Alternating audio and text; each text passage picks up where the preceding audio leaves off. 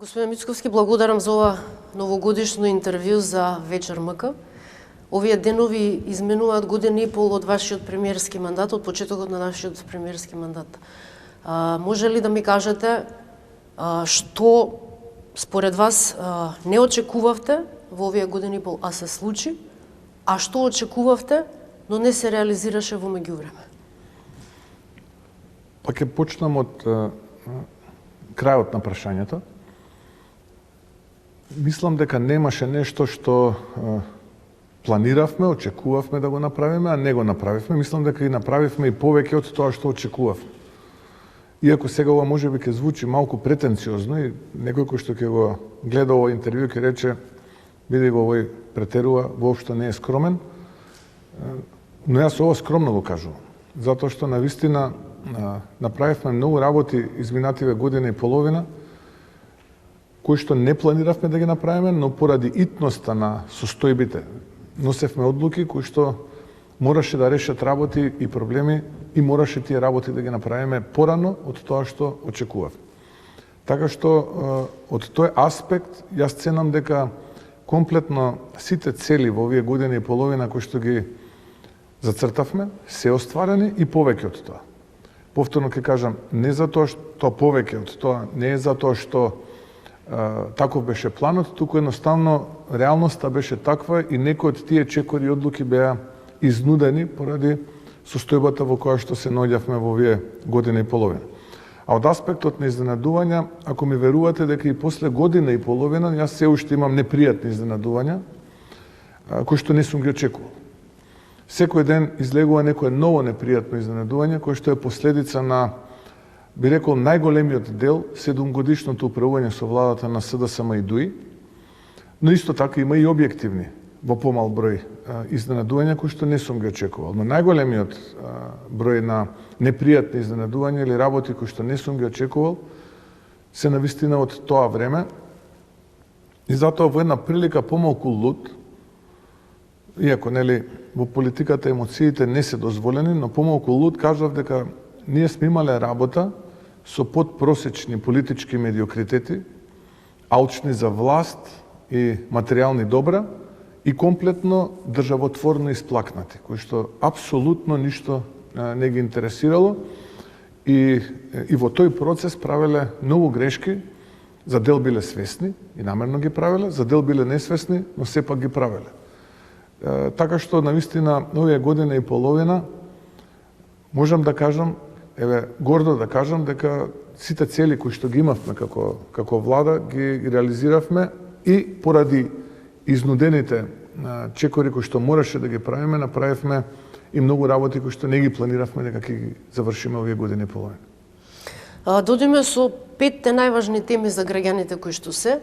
Ќе одиме една по една, меѓутоа да ги наброиме набрзо. Тоа е борбата против корупцијата, зголемувањето на платите и пензиите, подобро здравство, школство, односно унапредување на образованието, инфраструктурните проекти, финансиската стабилност на државата и нашите евроинтеграции. 6 теми се по важност за граѓаните. И во контекст на првото прашање, вие рековте дека за дел од работите сте изненадени, дека поголем дел од работите што сте ги направили пред рокот се направени, но борбата против корупцијата, како сте задоволни од неја, бидејќи во јавноста оценката за работата на правосудниот систем се уште е 2%, можеби и пониска е од 2%. Дали борбата против корупцијата е една од оние теми и прашања за кои што сте задоволни во изминатите година и пол, со оглед на фактот дека нивното неработење може да ја чини и владата, може да го чини и ВМРО, ДПМН гласачи? Апсолутно да. И во право сте со констатацијата дека граѓаните немаат разбирање кога станува збор за борбата против криминалот и корупцијата со одговорот кој што оваа влада може би го дава во своите, би рекол, аргументирани позиција, тоа е дека обвинителите и судиите се наследство на претходната влада. И логично е. И логично е зашто така луѓето размислуваат, бидејќи се уште постои оној стереотип дека владата, ако сака да ги промени судиите и обвинителите, тоа може да го направи преку ноќ. Тој стереотип има своја подкрепа и аргументи во однесувањето на многу влади во минатото, кога така се однесувала. Ние свесни бевме за сето тоа, исто така бевме свесни дека граѓаните можеби повеќе очекуваат визибилност во рамките на борбата против криминалот и корупцијата од страна на владата, затоа што ние сме само дел од таа борба, ние не сме се. Така. Тоа мора граѓаните да го знаат. Ние можеме да отпочнеме истрага, да ја водиме таа истрага и потоа да се достави до обвинителството. Обвинителството е втората страна, која што практично ја прифаќа истрагата и аргументите и доказите во истрагата и отпочнува судски процес или не. А судот е тој кој што пак почетокот на тој судски процес го дозволува или не го дозволува. Ние како влада можеме да направиме истрага, да ги прибавиме сите докази и да доставиме до обвинителството. Обвинителството цени и да предпоставиме дека ќе оцени дека навистина има доволно докази за отпочнување судски процес, доставува до судот. Потоа судот оценува дали навистина имаме случај или немаме. Така што би рекол тоа е трослојно ниво на одговорност кој што го имаат органите на истрагата или владените органи, потоа обвинителството, но исто така и судовите. Сето ова делува вака комплицирано, логично е сето ова да има еден заеднички именител, а тоа се стереотипите од минатото и оправданото негодување на граѓаните дека еве можеби недостасува доволно жесток интензитет во борбата против криминалот и корупцијата од страна на владата, иако владата е еден од трите степени на одлучување дали криминалот и корупцијата ќе бидат гонети или нема да бидат гонети. Тоа е прво. Второ, она кое што е многу важно, ние не сакавме да бидеме како дел од минатите влади, односно да се однесуваме насилнички и да менуваме обвинители и така натаму. Туку велевме, ајде да му дадеме шанса на државниот јавен обвинител, да тој се размавне, да покаже што знае и така натаму и така натаму. Иве, после година и половина, ние конечно отпочнуваме процес во кој што стариот државен јавен обвинител, избран од мнозинството СДСМ и ДУИ, заминува во минатото и е распишан конкурс за избор на нов државен јавен обвинител. Јас ги охрабрувам сите оние кои што согласно закон исполнуваат услови да се пријават и очекувам да биде избран најдобриот кој што навистина ќе биде дел од овој трослоен систем на гонење на криминалот и корупцијата. И трета работа, која што исто така е многу важна, која што би сакал да ја споменам, во минатото граѓаните беа сведоци на голем број полициски, условно кажано, акции, проследени на медиуми, со многу естрада, со многу галама, со спектакуларни упади во домови, во трговски објекти и така натаму и така натаму. Ние сакавме да го правиме сосема спротивното, да бидеме антипод од таквиот начин на действување. Може би тука направивме грешка, но се уште не мислам дека сме погрешиле, бидејќи едноставно цениме дека борбата против криминалот и корупцијата треба да биде борба против криминалот и корупцијата и суштинска. Но за жал политиката е перцепција најмногу, многу малку суштина и перцепцијата е поинаква од суштината. Иако, ако влезете во суштината, вие ќе видите дека голем број на сторители, за кои што постои основано сомневање дека сториле висок криминал, а биле порано високи припадници на високите владени структури, така да наречем, или органи, или институции, се дел од тие процеси, дел од нив се во бегство, дел од нив завршија во притвор, почнати се нивните судски процеси, за дел доправа се очекува исход, дали ќе почнат или нема да почнат, дел се уште се наоѓаат во притвор, така што тука можеби требаше повеќе во делот на перцепцијата да поработиме, но еве, јас сум подготвен таа вина лично да ја носам, затоа што мислам дека дека треба да зборуваме за успесите и убавите работи, а многу помалку да зборуваме за лошите работи и за црнилата кои што се рецитив на минатото, би рекол, и тоа минато не го ограничувам само година-две, туку децении.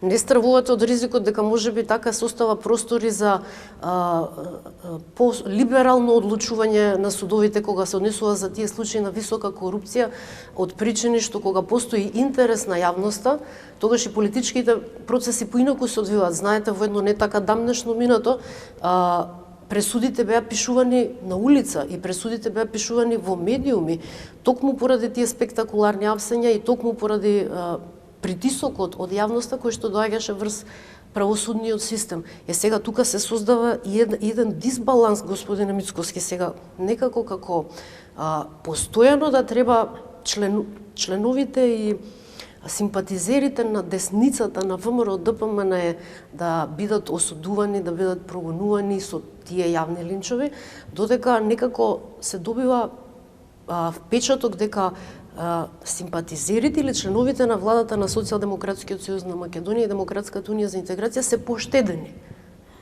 од сето тоа. Не можам да кажам дека не се создава тој впечаток. Можам да се согласам со вас дека кај одредена структура во општеството се создава тој впечаток. Но јас ја знам суштината. Суштината е сосема спротивна. Ние не треба да правиме притисок, нити пак јавен линч, нити пак притисок од улица. Јас се согласувам со вас дека тоа беше случај во минатото. И тука немам дилема. Дали е тоа исправно? Не. Мислам дека е тоа погрешно. Вие се сеќавате на оние спектакуларни ветувања за бројчаникот на Триумфалната капија и така натаму, која што остана бојадисана се до изборот на новиот градоначелник на град Скопје, кој што конечно ја исчисти од тој неред кој што некогаш шарените или обојни револуционери го оставаа зад себе, уништувајќи државен имот и барајќи правда. Во суштина беа главни генератори на неправда. Не мислам дека тоа е правилен начин како да се управува државата од страна на владата, ниту пак како да се инспирираат дел од граѓанството да прават јавен линч и да прават така наречен линч од улица.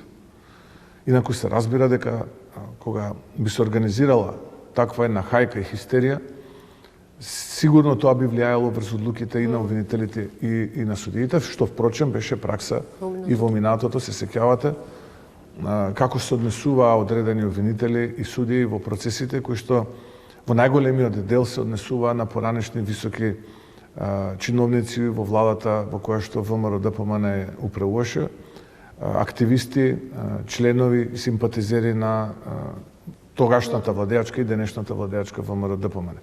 Така што еве да сумирам, свесен сум за тоа чувство.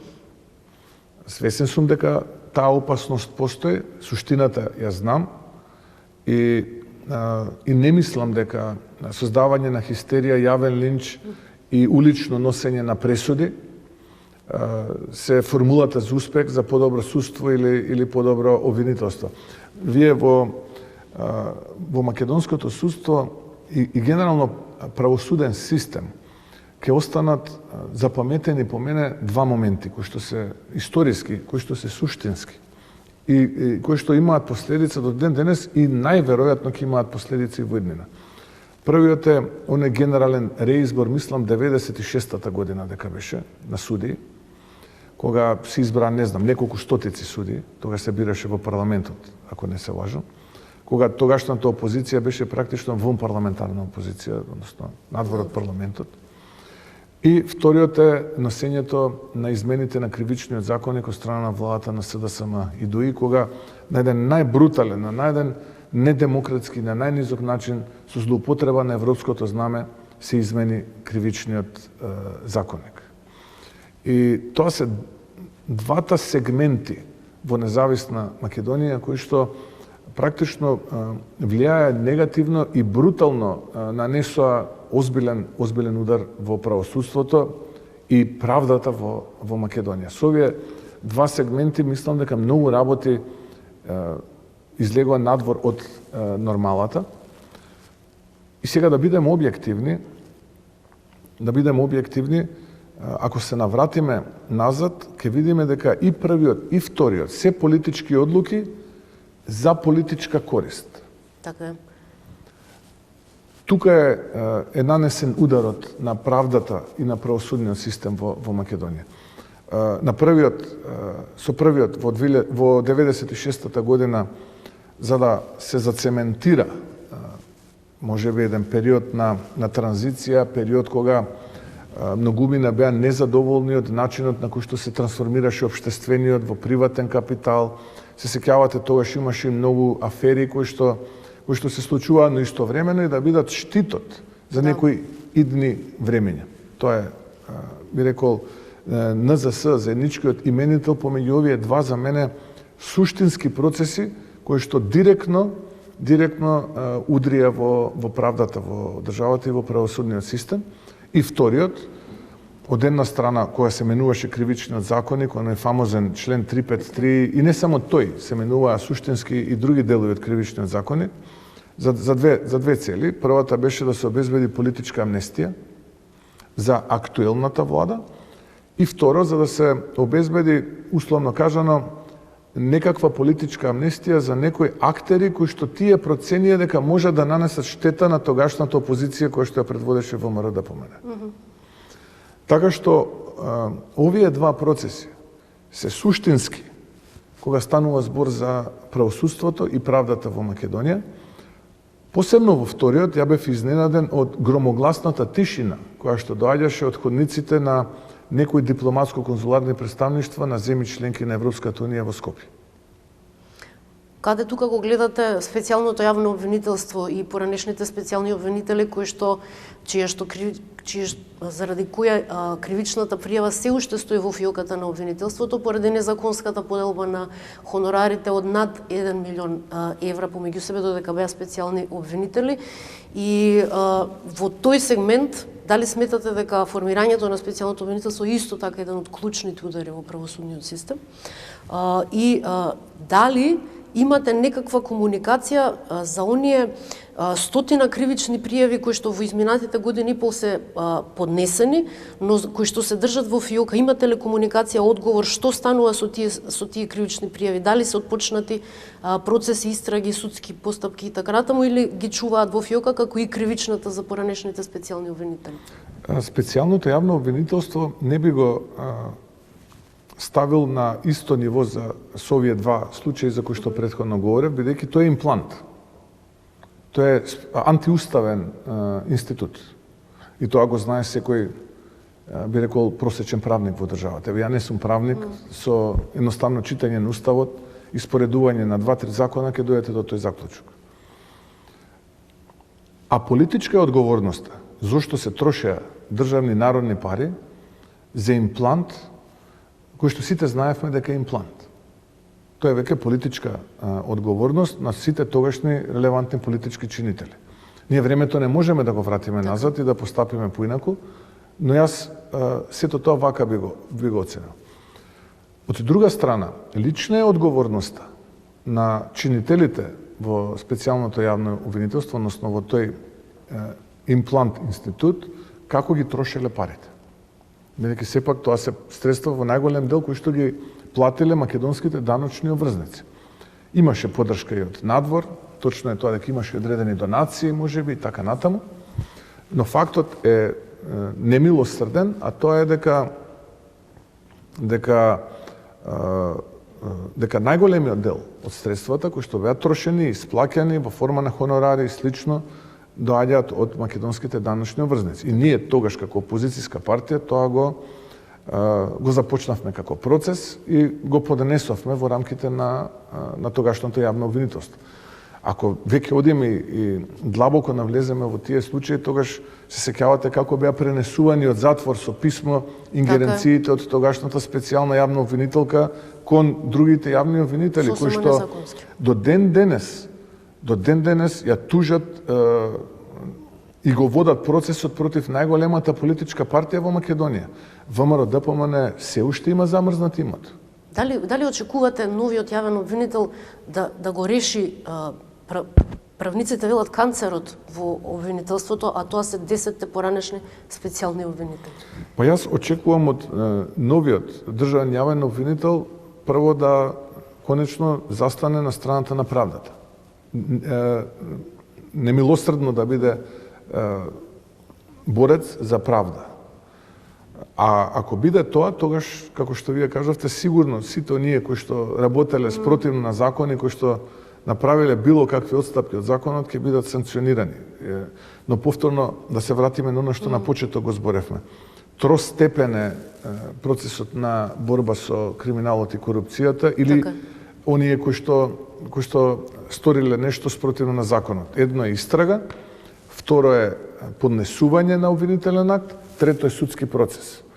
Така што обвинителот е само оној кој што е помеѓу истрагата и судскиот процес. Тој е тој кој што треба да го избруси сето тоа и да види дали судиите потоа ќе го прифатат и ќе отпочнат еден судски процес, бидејќи тие прават на крај оценка на обвинителниот акт. Само накусо, ако може да прокоментираме, дали очекувате дека со новите закони за судски совети за обвинителство, чинам дека помина на влада, за судски совет помина и во собранието, навистина ќе се реформираат овие институции и ќе имаме понезависно и попрофесионално работење? Тие два закона помина филтерот на Венецијанската комисија. Законот за судски совет го помина и филтерот на Европската комисија. Законот за обвинителство ги вклучува оние делови кои што ги побара и Европската комисија од нас. Така што ние апсолутно постапуваме соодветно на барањата и потребите кои што ни ги стави на маса Европската комисија. Бидејќи, нели, ние сега имавме еден извештај кој што велеше за станата е борбата со криминалот и корупцијата. Зошто? Затоа што не се носеле закони. Добро. Ајде, еве ќе ги донесеме законите. Недостасувал измените во кривичниот законник поради тоа што некој претходно направил авантура, зборував за тие измени од страна на претходната влада, и тоа било проблем во ред. Поднесовме во собранието измени и дополнување на кривичниот законник. Веднаш излегоа поединци кои што и тоа најгласен коментатор беше еден поранешен припадник на специјалното јавно обвинителство, вели со овие нови измени се намалувале казните, а претходно немаше никакви казни, ама тогаш не ги слушнавме, кога овие ги бришеа комплетно од кривичниот законник, и овозможувале да се досудат, внимавајте, оние веќе ги осудија луѓето, да се досудат условни казни. Замислете каква им е матрицата на размислување. Пазете, обвинител коментира веќе досудена работа. Бидејќи обвинителот и адвокатот се две странки во процесот. Клиентелистичко-политичка. Да. И сега јас ја слушам и просто не можам да верувам со каков тип на медиокритети ние имаме работа. Но во ред, тоа е тоа. И ние велиме вака. Ајде сега да направиме компаративна анализа, бидејќи секогаш кога работаме на работа, на соработниците им велам, дајте пред да донесеме одлука, да имаме аргументи на што ќе темелиме таа одлука и да направиме на компаративна анализа. И направивме компаративна анализа со неколку земји во Европа, членки во најголемиот дел на Европската унија, не знам како Словенија, Хрватска, Германија, Италија, Франција. Мислам дека од земји што не се членки на Европската унија беа Србија и Швајцарија, така да направивме еден поширок опфат и донесовме одлука која што можеме да ја браниме со аргументи. Затоа што, да речеме, ако кај нас е за голема, да речеме условно кажано, штета на буџетот, која што се мери со повеќе од 200 просечни плати и така натаму, имаме запретена казна од 4 до 10 години, тоа е, да речеме, повеќе од Словенија. Тоа е повеќе од Германија, тоа е повеќе од Швајцарија. Исто е колку Србија, повеќе од Италија и така натаму. Значи, секогаш кога влегувате во еден процес, вие морате да антиципирате можни прашања и на тоа да обезбедите аргументи, затоа што утре кога ќе почне јавната дебата, вие мора да сте подготвени. Нема простор за чекај сега да видиме да се консултирам. Не, мора да сте спремни. Така што, еве, ако е борбата против криминалот и корупцијата да се донесе овој измени во овој закон, тоа што го направивме. Второ, ако е борбата и појак правосуден систем, новиот закон за судски совет, еве и тоа го донесува. Советот за јавно обвинителство, еве и тоа ќе го донесува. Се што се бара од нас да се завршиме како домашна задача, ние ќе го завршиме. Јас сум во животот генерално навикнат да бидам и да се борам да бидам најдобар во оделението. И така сум функционирал и гледам дека на тој начин луѓето прифатија да работат и во владата и во институциите, така што ние ќе бидеме најдобри во оделението. Но сакам да предупредам една работа. Кога ќе ги донесеме сите овие измени, тоа не значи дека ние по тие закони ќе ги гониме оние од владата на СДСМ и други. Зошто? Затоа што тие секогаш во судскиот процес ќе се повикуваат на законот кој што е поповолен за нив. Така што, ја повторно сакам пред граѓаните, вашите гледачи, да кажам дека ова што го носиме за нас. За нас да не судат утре. За оваа влада да судат. Не за претходната. Еве, гледате ние во каква улога влегуваме.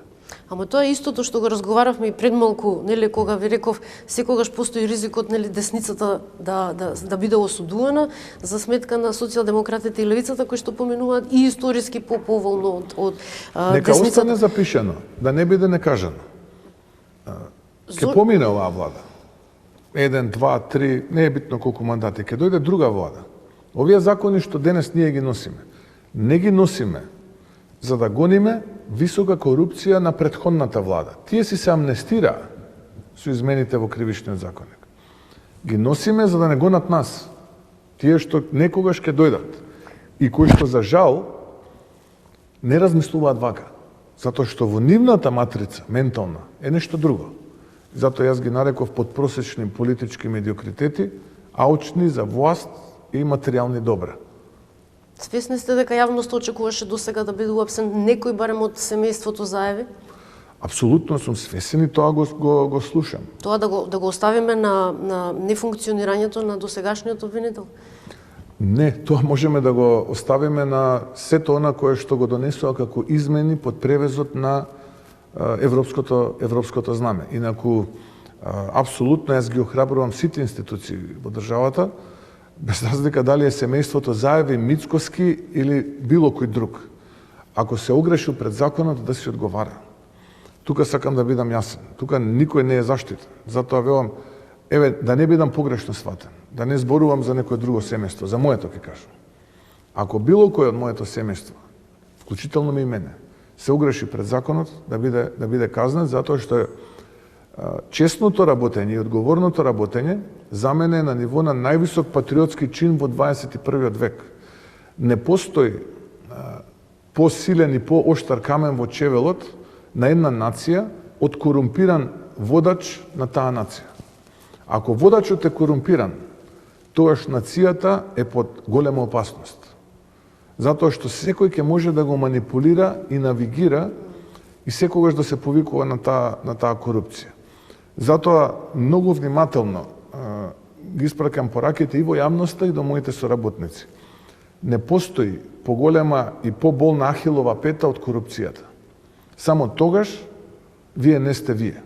Тогаш сте некој друг, но кога имате оваа одговорност да седите овде и да сте прв меѓу еднаквите, да речеме во владата, тогаш треба да сте свесен дека водите нација, водите народ и дека вашата слабост ќе се рефлектира на вашите одлуки кои што може да бидат штетни за таа нација и народ.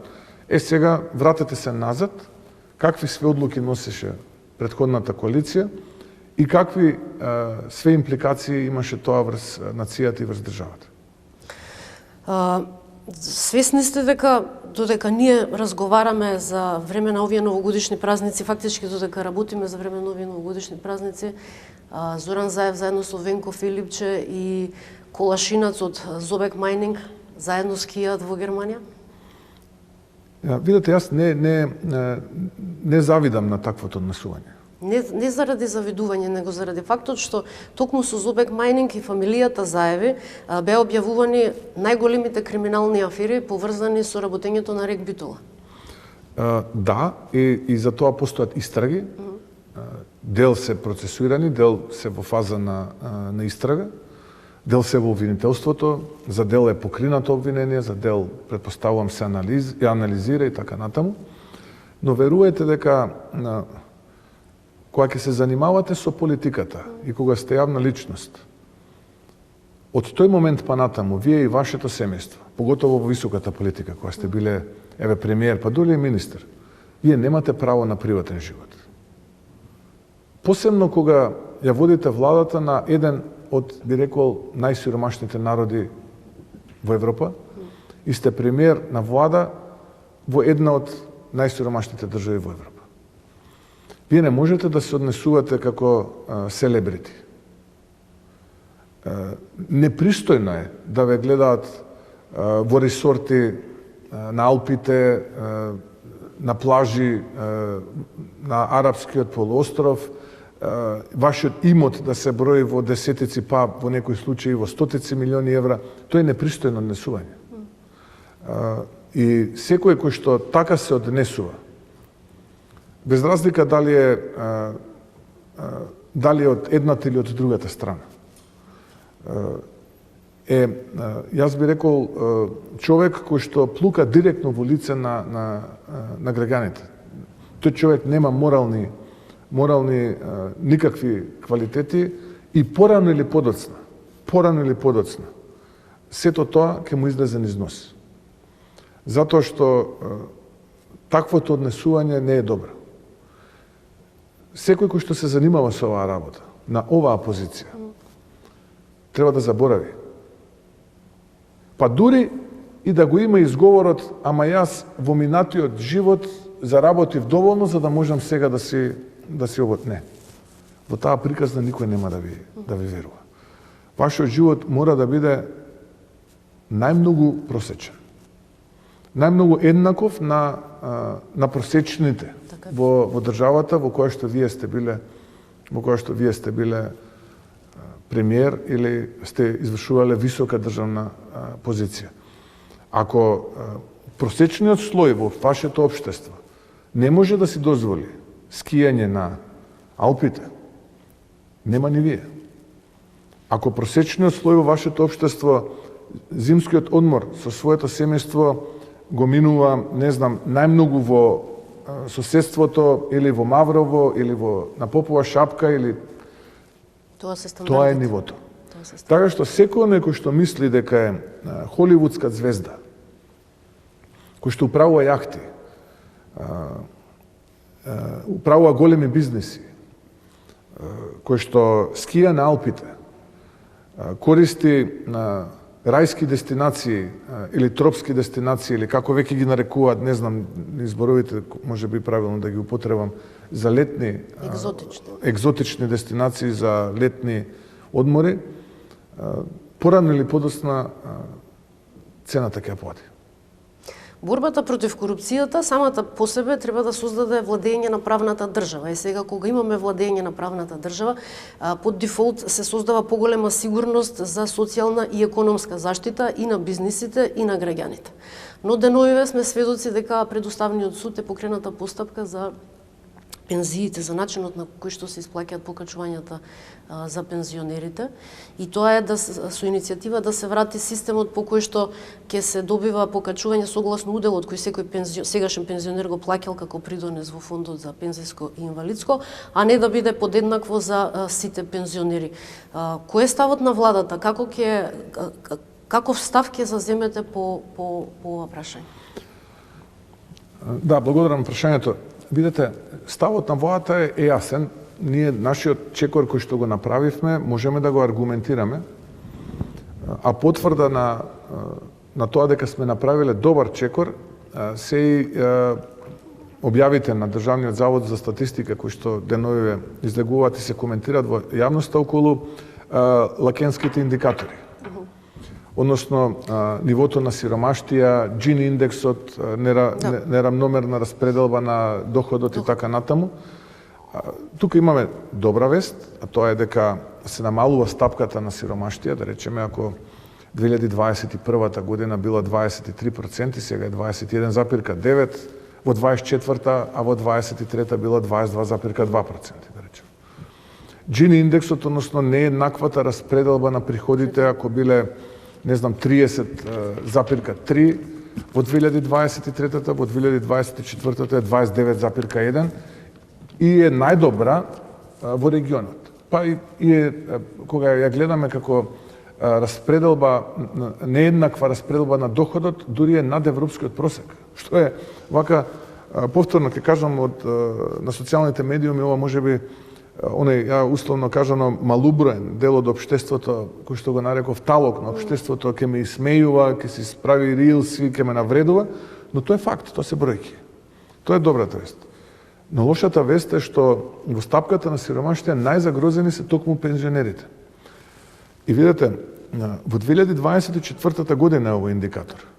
Зголемувањето прво линеарно на 2.500 денари беше ноември месец, што значи дека има мало или незначително влијание во овој параметар. Сега веќе во 25-та очекувам точно да се види дека нашата одлука за ваков тип на зголемување на пензијата ќе влијае многу позитивно врз намалувањето на стапката на сиромаштија, со акцент на пензионерите, и со дополнително намалување на Джини индексот, односно нееднаквата распределба на доходите. Со што за државата ќе значи многу, бидејќи светскиве агенции го ценат кредитниот рейтинг на државата токму и врз основа на ваквите параметри. Така што мислам дека таа политика си го даде својот резултат. Апсолутно стоиме позади исправноста на тие чекори.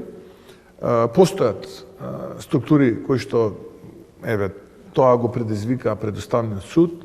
Ќе видиме како сето тоа ќе заврши. Пред Уставниот суд се... Јас не би сакал да ја коментирам одлуките на Уставниот суд. Секако. Пред Уставниот суд се и иницијативи за зголемување на платите на судиите и обвинителите, несразмерно во однос на судската и административната служба, поради кратењето на коефициентите кои што се случи минатата година за колку беа 0,5% месечини, во однос на претходното 23-та година 78% покачување на функционерските плати. Што доколку Уставниот суд реши позитивно во однос на овие иницијативи за враќање на големите плати на судиите и обвинителите? Еве вака да ја поставиме тезата. Во 2023 година, мислам беше, Уставниот суд ја укина одредбата со која што се замрзна платите на избраните и именуваните лица. И тогаш наеднаш тие плати порасна. Јавноста беше гневна, што е нормално и очекувано. Не е тоа дека не треба така да се однесува. Која е опцијата? Опцијата е следна. Да донесете таква одлука повторно, која што повторно ќе падне на Уставен суд, или да се обидете преку закон она зголемување кое што доаѓа секоја година согласно закон, вие да не го добивате. И така, после неколку години, таа неправда да биде исправена.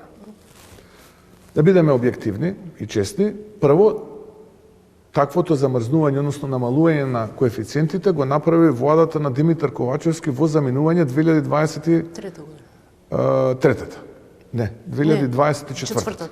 2024 година, бидејќи тоа е во април месец за март. Значи, практично, априлската плата, мартовската плата која што се добива во април. 2024 година, односно, да бидеме чекор уште по-прецизни и точни, тоа беше техничката влада на Талат Џафери. И тогаш се донесе тоа замрзнување, нели? Мислам, во тој период. Сега, дали формално се уште се носеше во времето на Ковачевски или на Талат Џафери, но во тој период е првото такво замрзнување. Второто е оваа влада, која што го направи во платата, што значеше усогласување на мартовската плата која што зема избраните именувани лица во април 2025 година. Практично до сега имаме две намалувања на платите, односно замрзнување, да немаме зголемување. Тука се погодија обвинителите и судиите и велат ние сме погодени и тоа го кажа ова е неуставна одлука и тоа го дадоа на Уставен суд. Јас имам свој став. Јас не сум правник, нити сум експерт по уставно право. Има на Уставен суд, тие нека носат одлуки, нека кажуваат што е уставно, што не. Но јас моралниот дел тука го кажувам дека ова е морална постапка, а колку толку законита.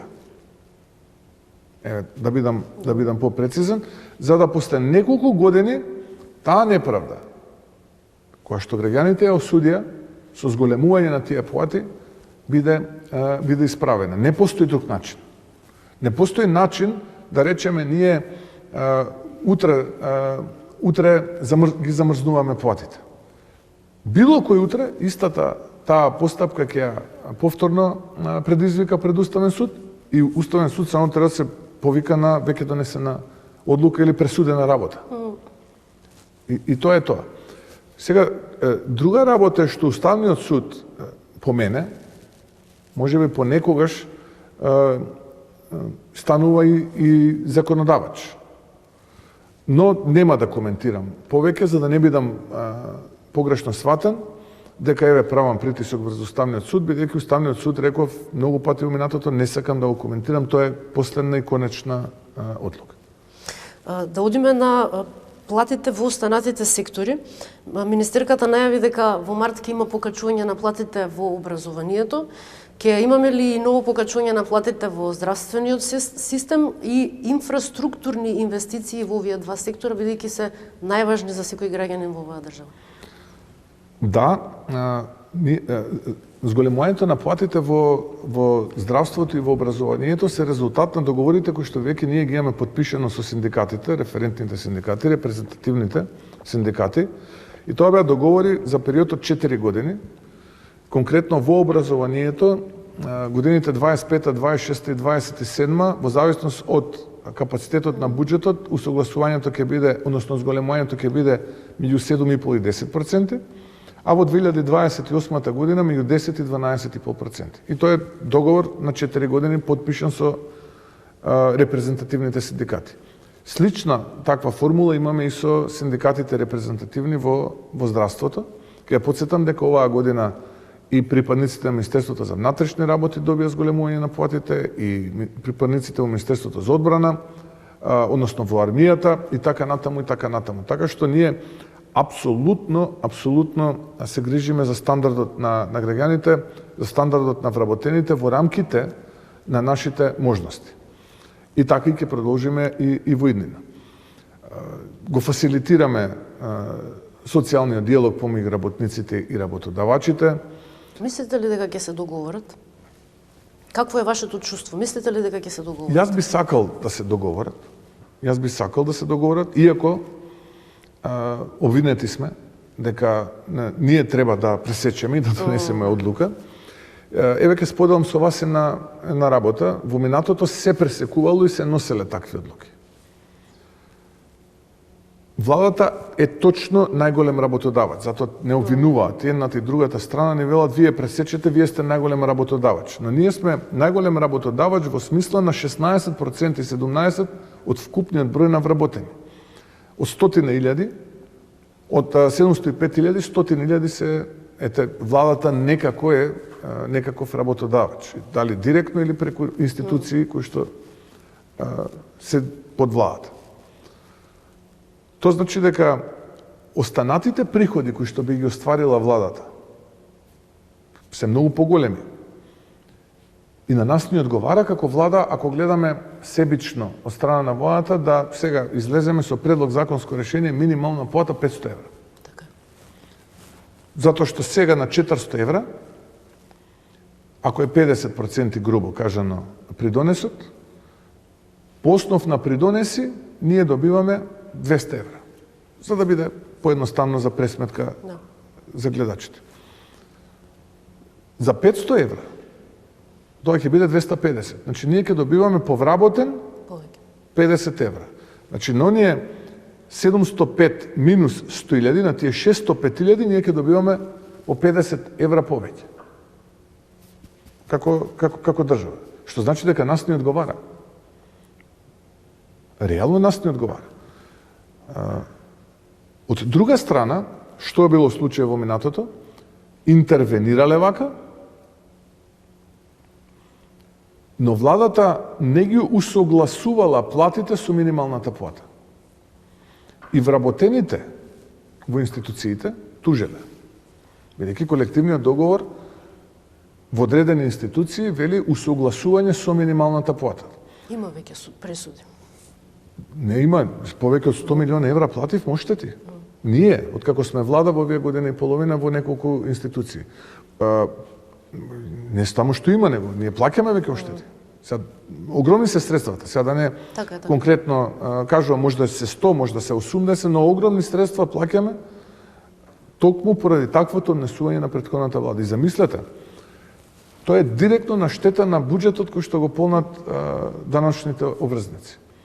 И вие немате алатка тие раководни органи да ги тужите и судите што ја нанеселе ова штета, бидејќи тие барат и камати, што е исправно. И се пресудуваат камати. Така што ако по основен долг ние треба да вратиме 100 парички, ние на основа на камати, со камати влакаме 120 или 130. Тоа е директна штета на буџетот кој што го полнат даночните обврзници. Вие замислете, не можете да најдете член во законите по кој што тие кои што така се однесувале, дивјачки ја злоупотребувале својата позиција, сега ќе одговараат, ако ништо друго, граѓаните да имаат морална сатисфакција. Но јас велам, со тие зголемени приходи, ние имаме доволно за да ги зголемиме платите на сите и да ги усогласиме со минималната плата на сите вработени во јавниот сектор. Немаме никаков проблем. И ќе ни останат повеќе пари. Но дали бизнисот тоа може да го издржи?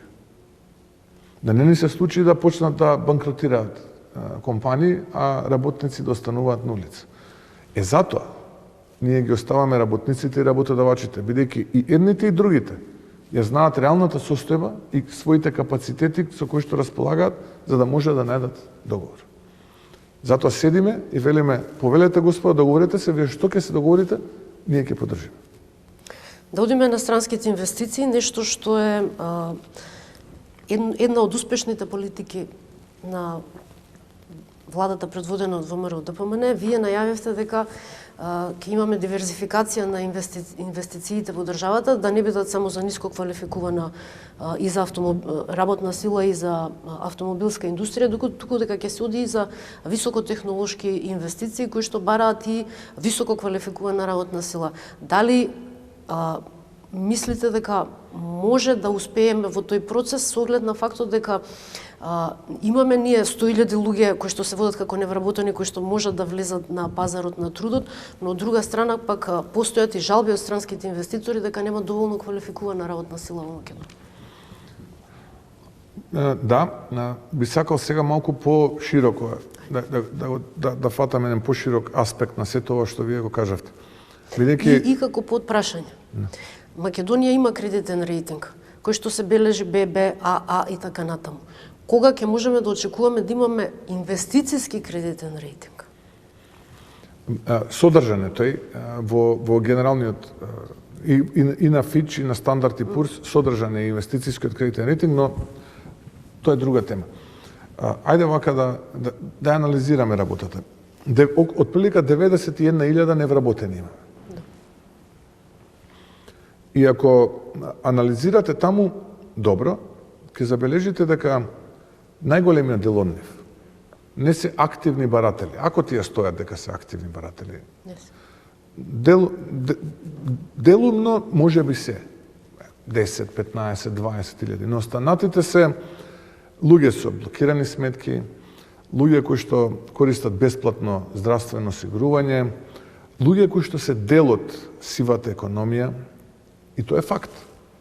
Ако направите на детална анализа, или луѓе кои што се неквалификувани за работа. И во најсовремените општества, не па пазарите во развој како што е нашиот, туку и во најсовремените општества и економии, вие повторно имате 2-3-4% невработени. Затоа ние следната година, оваја 2026, ќе донесеме еден закон со кој што ќе се направи филтер, јасен филтер, кои што се вистински активни баратели, да видиме со што располагаме, и оние кои што се дел од сите овие структури за кои што претходно говорев. Тогаш ценам дека стапката на невработеност за прв пат ќе падне на едноцифрен број проценти. Но и тоа не е доволно. Зошто? Затоа што голем дел од квалификувана работна сила од Македонија се исели. Кога велам квалификувана, тука не мислам на интелектуалци, доктори по науки, доктори во медицината и така натаму. Зборувам за луѓе кои што имаат квалификации да заваруваат, водоинсталатери, молери, гипсмајстори. Значи, зборувам од занаетчи до сите структури. Супер образовани луѓе. Една структура која што се мери во стотици илјади. И сега е моментумот кога ние треба да ја вратиме назад. Затоа што гледам и чувствувам дека постои моментум да ја вратиме. Сега ќе кажам зошто. Посебно тоа е случај во Западна Европа.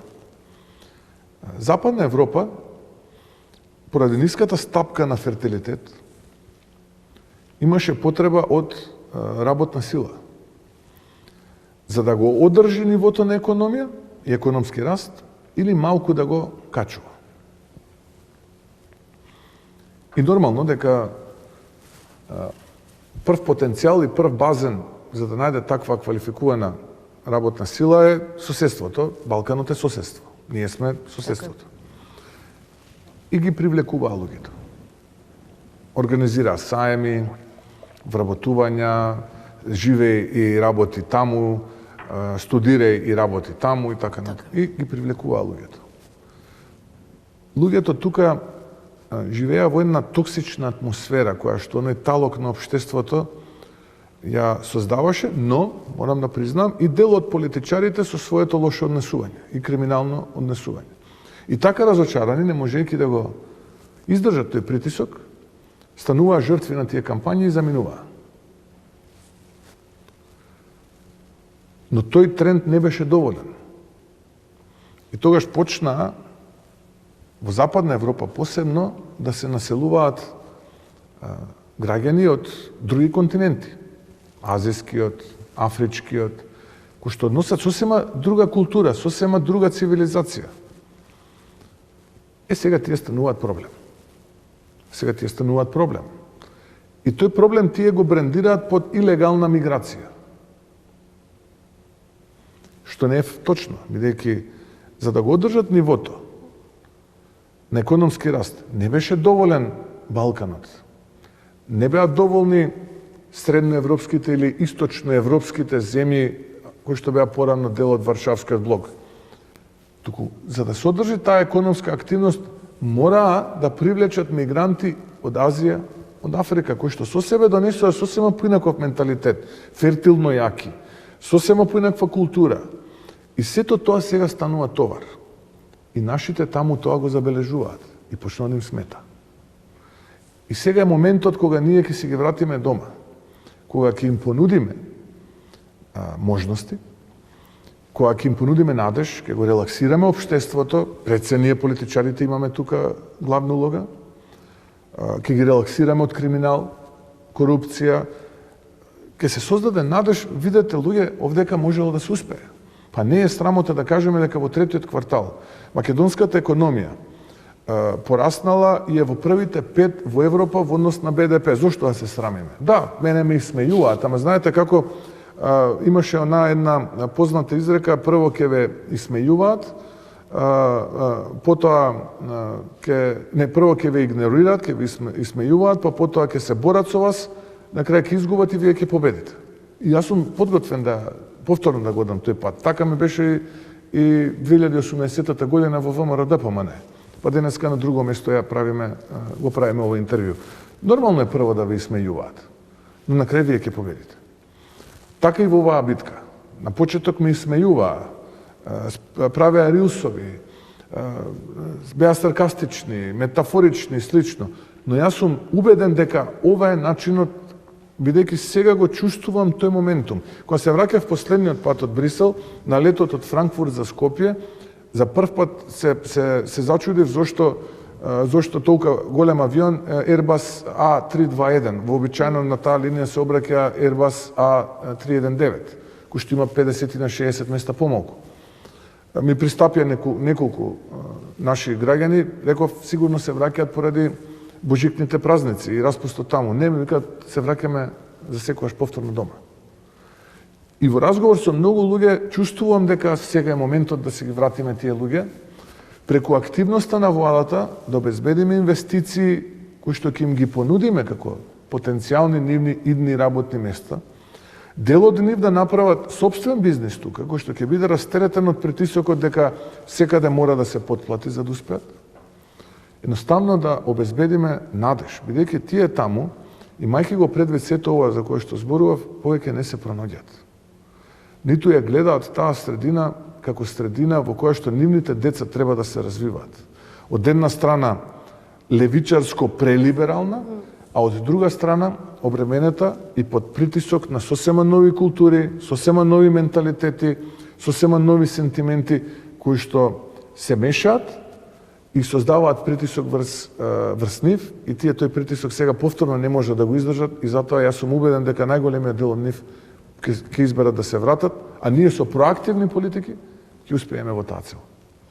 Социјалдемократскиот сојуз на Македонија ве обвинува дека како влада преку договорот за стратешко партнерство со Велика Британија Македонија ќе стане центар за азиланти и мигранти под превезот на работна сила. Може ли да го затвориме ова прашање, да не се отвара повеќе во Еве веднаш да кажам, да повторам по не знам кој пат, не само што нема да има, граѓаните да бидат спокојни, додека јас сум претседател на владата, никаков тип на мигранти, илегални, нелегални, неуспешни азиланти, по никаков договор нема да бидат овдека во Македонија. Така што таа кампања да ја затвориме. И еден обид на СДСМ да дете го сврте вниманието од внатрешните проблеми, но не знам дали беа свесни или несвесни, дека на тој начин можеби ја потврдуваат тезата на инспираторот на таа кампања против Македонија.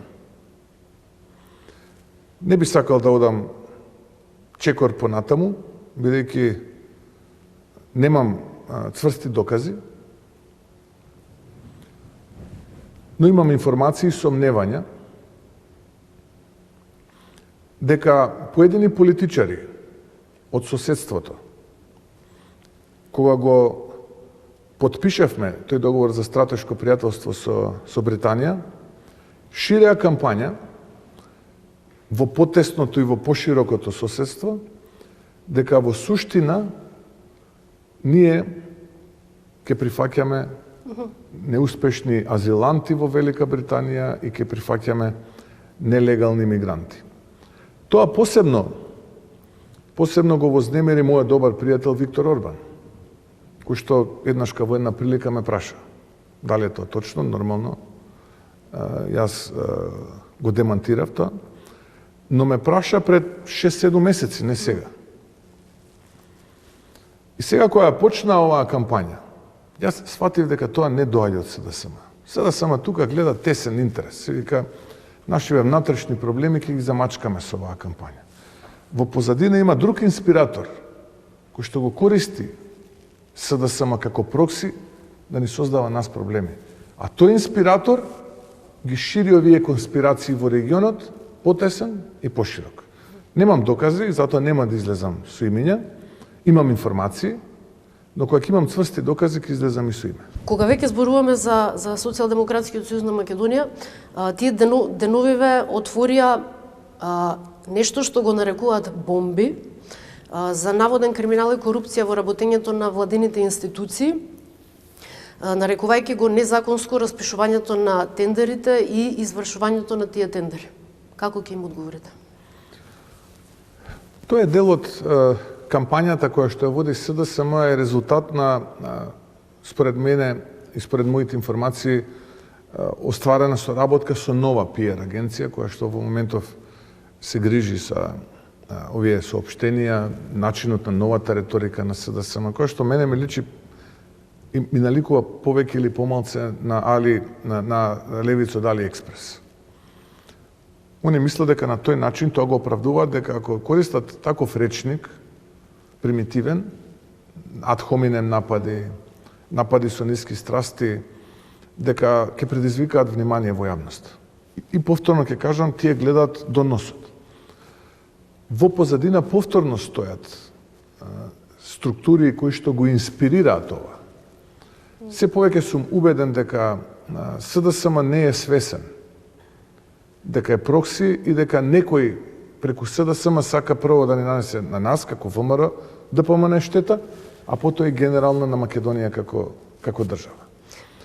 Така што убеден сум дека оваа кампања на СДСМ не само што не е перцепирана од граѓаните на начин на кој што тие очекуваат, туку е апсолутно кампања за подсмев. Како председател на Македонската асоциација на новинари, јас сакам да дадете една оценка за нападот на СДСМ врз редакцијата на Вечер, Курир и Република и врз колегата Бранко Геровски. Константно сме под напади, етикетирања и создавање на атмосфера на јавен линч од најголемата опозицијска партија, односно не е веќе најголема. Апсолутно тоа е за најголема осуда. Таков тип на политички напад е врз новинари е апсолутно за најголема осуда. Ако ги гледаме објективно фактите, тогаш јас до сега не знам што требаше да направам, бидејќи од одредени новинари кои што секојдневно се занимаваат со мене и со моето семејство, па се до, не знам, портали кои што важат блиски до сегашната опозиција, порано владеачката СДСМ, сум предмет на исмејување, на навреди, така натаму. Јас ниту еднашка ни тужба не сум поднела, камоли пак да си дозволам да коментирам. Да, мислам, политички партии кои што шират клевети и невистини, имам право да тужам, но напад врз новинар за мене, мислам дека како јавна личност, како политичар е во најмала рака непристоен и тој политичар кој што ќе се дрзне за таков напад е апсолутно залутан во професијата, е за најголема осуда. Моето последно прашање, кое што верувам дека со нетрпение го очекуваат членовите на владиниот кабинет и сите членови на владата, а тоа е најавата дека оваа пролет, освен реформите кои што веќе тргнавте да ги правите во ВМРО ДПМН, ќе следуваат и реформи и реконструкција на некој начин во владиниот кабинет. Онаму каде што има добри резултати, ќе бидат унапредени, односно ќе бидат логистички помогнати тие проекти да продолжат да се реализираат. Онаму каде што има потфрлања дека ќе имаме кадровски промени. Она што според граѓаните е највидливо е довербата над 50% во Министерството за внатрешни работи. Највидливо е исто така во ресорот финансии, кој што ја стабилизираше финансиската состојба во државата и на платата на даноците за да се полни буџетот, и исто така највидливи се резултатите и во секторот транспорт, каде што преку големите инфраструктурни проекти кои што почнаа да се реализираат, веќе имаме видливи работи кои што се гледаат на терен за сите граѓани. Но во одредени ресори има и како да кажеме недоволни резултати. Може ли да кажете кои се тие ресори? Апсолутно ќе имаме промена и во одредени ресори, и во одредени институции. Се уште анализирам. Не би можел сега да кажам конкретно каде и како и кога, но сега ќе бидат на пролет. Од проста причина што кога носите таква одлука мора да сте свесен за тежината на одлуката, бидејќи многу е важно прво замената која што ќе имате да биде замена која што ќе ги оправда очекувањата, бидејќи Тоа би било отприлика на половина од мандатот на оваа влада и нема простор повеќе за маневар. И второ, да имате изградена лична доверба. Тоа е многу важно, затоа што кога работите во колектив со соработниците, вие морате да имате изградена лична доверба. И во случајов, јас многу анализирам, точно е дека во одредени ресори чувствувам дека има потфрлање, разговарам. Не секогаш треба веднаш да пристапите кон сечење на нештата, треба со разговор да се слушнат и од другата страна аргументите, па да видиме дали може подобро, дали може поефикасно. Така што јас сум убеден дека овој процес ќе го завршиме прилично успешно оваа пролет и понатаму останува да работиме само во интерес на граѓаните. Значи имиња не откриваме. Па сега Ресори за не сега откриваме. би застанал до ова што го кажав. Блиц прашање, ќе има ли предвремени избори годинава? Ако денеска треба да носам одлука, не. Дали ќе има покачување на даноците? Не. Ви благодарам за гостувањето, за Вечер МК и за ова интервју. Благодарам на можноста да ги честитам новогодишните празници на вашите гледачи, божикните празници. Нека новата година на сите граѓани им донесе здравје пред се. Тоа е најважно. Успеси во работата се разбира и љубов. Тоа е она кое што мислам дека на секого му е потребно, а другото ќе го направиме. Ви благодарам. Благодарам вас.